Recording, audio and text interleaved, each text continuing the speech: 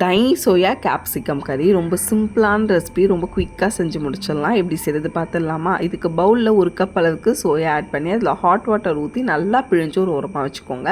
இப்போ மிக்சர் ஜாரில் 2 வெங்காயம், 1 பச்சை மிளகா, 1 ஸ்பூன் இஞ்சி பூண்டு பேஸ்ட்டு, 1 டேபிள் ஸ்பூன் அளவுக்கு வெறும் மிளகாப்பொடி, 1 ஸ்பூன் கரம் மசாலா, 1/2 ஸ்பூன் மஞ்சள் பொடி, 1/4 கப் திக்கான தயிர் சேர்த்து நல்லா பிளெண்ட் பண்ணி எடுத்துக்கோங்க.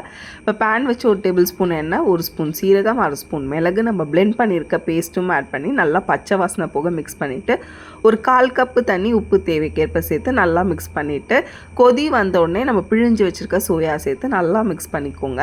இது ஒரு 5 மினிட்ஸ் நல்லா கொதித்து திக்கானோடனே க்யூபாக கட் பண்ணி வச்சுருக்க ஒரு 1/2 கேப்சிகம் ஆட் பண்ணி நல்லா மிக்ஸ் பண்ணிக்கிறேன்.